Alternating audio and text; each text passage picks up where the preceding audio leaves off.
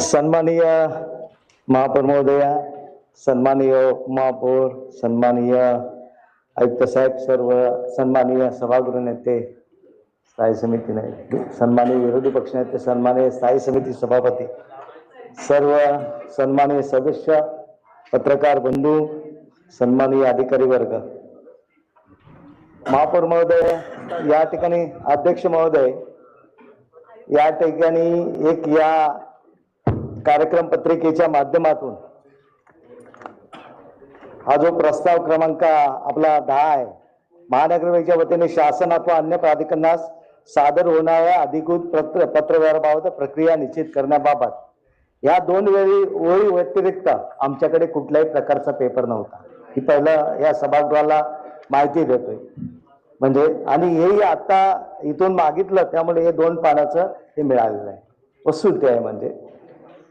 परंतु आता जे काय आपल्याकडून ऐकलं आम्ही आणि सन्माननीय आयुक्त साहेबांनी त्या ठिकाणी त्या ह्याच्यावर जे निवेदन केलेलं आहे, खरं म्हणजे अध्यक्ष महोदय की मगाशी सभागृह नेत्याने उल्लेख केला की महानगरपालिका ही स्वायत्त संस्था आहे आणि विधानसभा त्या ठिकाणी मग संसद असेल, विधानसभा असेल, जिल्हा परिषद असेल, त्या ठिकाणी जिल्हा परिषद असू द्या, नगर, त्याच्यावर प्रशासन म्हणून प्रमुख म्हणून राज्यपाल साहेब असतात. आदरणीय राज्यपाल त्या ठिकाणी काम करत असतात आणि संपूर्णपणे निर्णय राज्यपाल महोदयांकडे जातात आणि त्या ठिकाणी त्यांच्या आदेशान्वये शासन निर्णय किंवा जे काही परिपत्रक त्या ठिकाणी ते आपल्यापर्यंत म्हणजे या महानगरपालिकेचे कार्यकारी प्रशासकीय प्रमुख म्हणून माननीय आयुक्तांकडे जातात. असं मला जे अभिप्रेत आहे ते, तुमचा अभिप्रेत वेगळा असेल, मी चुकीचा असेल एखाद्या वेळेस, पण मला जे वाटतं ते मी बोलतो. आणि त्याच्यामुळे राज्य शासनाने सचिवांनाच पाठवलं पाहिजे ही मागणी करणं तो भाग वेगळा आहे आपला. तर राज्य शासन ठरविल त्याच्यावर कोणाला पत्रव्यवहार करायचा आणि कोणाला नाही. आणि राहिला प्रश्न राज्य शासनाला पत्रव्यवहार करायचा, तर महापौर महोदया त्या ठिकाणी पत्रव्यवहार करू शकतात. शासनाला त्यांना करण्याचा अधिकार नाही अशातला काही भाग नाही, कधीही करू शकतात. त्या सचिवांना सांगू शकतात शासनाला पत्र लिहा तुम्ही, त्यांना काय नाकारायचा अधिकार आहे का? नाही ना. एखाद्या धोरणात्मक बाबींविषयी जेव्हा शासन माहिती मागवतं तेव्हा सन्माननीय आयुक्तांकडून त्या ठिकाणी माहिती मागवताना त्या शासनाचे प्रतिनिधी मधून त्यांना तिथे त्या ठिकाणी शासनाने पाठवलेलं आहे म्हणून त्यांच्याकडून घेतात ते त्या ठिकाणी. आणि जेव्हा ते त्यांच्याकडून माहिती घेतात तेव्हा त्यांना तो आयुक्त म्हणून, त्यांचे प्रतिनिधी म्हणून त्या ठिकाणी ते घेतात ना. महापौरांकडून घ्यायला पाहिजे, परंतु त्यांना माहिती आहे संपूर्णपणे नियोजन अंमलबजावणी त्या ठिकाणी आयुक्त साहेब देतात. तर आयुक्त त्या ठिकाणी खोटी माहिती देतील का की खरी देतील हे आपण बघायला पाहिजे, आपल्यालाही समजायला पाहिजे. आणि महापौर महोदयांचं एक उदाहरण देतो मी, सभागृह नेते जरा एक उदाहरण आपण ऐकून घ्या थोडस. 2017 साली आपण माननीय मुख्यमंत्र्यांना शासनाला पत्रव्यवहार केला होता. सुधाकर सोनवणे साहेब आहेत तिथे, सोनवणे साहेब बरोबर ना? तो महापौर म्हणून आपण केला होता, महापौरांचे सचिव म्हणून नाही किंवा या सभागृहाचे सचिव म्हणून नाही किंवा आयुक्त म्हणून नाही केला. त्याच्यावर आयुक्तांनी जो काय त्यांच्या त्या तत्कालीन आयुक्तांनी, सन्माननीय आयुक्तांनी जो काय पत्रव्यवहार केला होता त्याला जे काही उत्तर होतं, बरोबर चूक हे काय होतं ते संपूर्णपणे सन्माननीय महापौरांच्या सहीनिशी आपण पत्रव्यवहार केला होता. महापौर साहेब बरोबर आहे. आणि जवळपास 126 पानांचा आपण त्या ठिकाणी तो पत्रव्यवहार, मला पूर्णपणे तो पूर्ण बंच आहे माझ्याकडे म्हणून सांगतो मी. त्यामुळे महापौरांना पत्रव्यवहार करायला बंदी आहे किंवा महापौरांना हे नाही, हे ठीक आहे की बाबा एखादा आयुक्त साहेबांनी उदाहरण सांगितलं त्या ठिकाणी की एखादा शासन निर्णय आला तर तो प्रत्येक सदस्याला मिळायला पाहिजे, हे बरोबर, हे ते ठीक आहे, ही माहिती सांगायला पाहिजे आपण.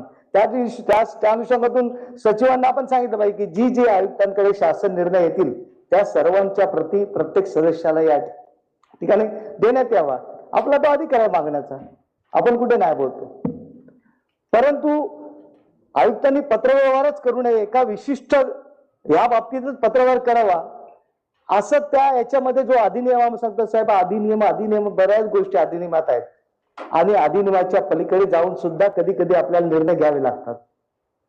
तुम्ही नसेल एखाद्या वेळेस तुमची मानसिकता नसेल ती, पण कधी कधी वेळ येते की अधिनियमाला थोडीशी कायदा हा लोकांकरता असतो,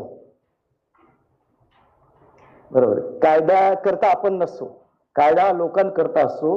कायद्याचा मतितार्थ कोणी कसा घ्यायचा हा ज्याचं त्यांनी ठरवायचा असतो आणि त्याच्यामुळे त्या कायद्याचा मतितार्थ घेताना कधी कधी कायद्याला थोडीशी बोलतात ना, थोडी काही प्रमाणात, पूर्ण नाही पण काही प्रमाणात का होईना बदल पण द्यावी लागते जनहितार्थ. आणि ही जनहितार्थ करताना आपण त्या ठिकाणी आयुक्त साहेब पत्रव्यवहार करू शकत नाही, ते चुकीचं वगैरे करू शकतील का ही शंका उपस्थित घेणं खरं म्हणजे चुकीचं वाटतं मला. म्हणजे महापौर महोदयांना पूर्ण अधिकार आहे ना, त्यांना नाकारला कोणी? मला हेच समजत नाही त्यांचा अधिकार आपण का नाकारतोय, त्यांचा अधिकार आपण का कमी करतोय, मला हे समजत नाही. माननीय मुख्यमंत्री महोदयांना पत्र लिहायला महापौर महोदयांना कोणी अडवलं का? कुठल्या मंत्र्यांना पत्र लिहायला त्यांना अडवलं का? नाही, मी सांगतो तसं मी उदाहरण देतोय.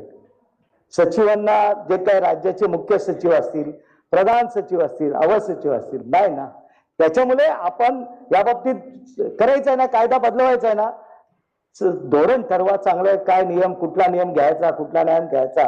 आम्हाला सोबत घ्यायचा असेल तर आपली इच्छा, नसेल घ्यायचा तर तुमचा भाग आहे, त्याबद्दल वाद नाही. परंतु ते संपूर्णपणे धोरण सभागृहासमोर द्या, 4 दिवस आम्हालाही बघू द्या काय त्या कायद्यामध्ये आहे, काय नियमामध्ये आहे, कळेल आम्हाला. आमच्या बुद्धीने जर आम्हाला कल्पकता मिळाली का, आम्हाला तेवढी नाही बुद्धी, त्याच्यामुळे थोडीफार मिळाली त्यात ना, तर आम्ही बघू, त्याच्यावर बोलू या सभागृहात.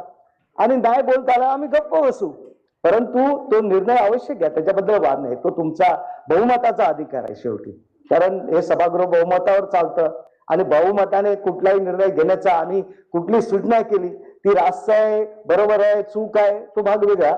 मान्य करणं किंवा न करणं, नाकारणं एवढा जो तुमचा अधिकार आहे त्या अधिकारात तुम्ही बोलता. त्यामुळे माझी विनंती आहे, सूचना अशी आहे की तुम्ही जो काय मसुदा तयार करणार तो मसुदा आम्हालाही द्या, 4 दिवस आम्हालाही बघू द्या, त्यानंतर महासभेमध्ये पुनश्च घ्या, एवढीच विनंती. धन्यवाद. सन्मान्य सभा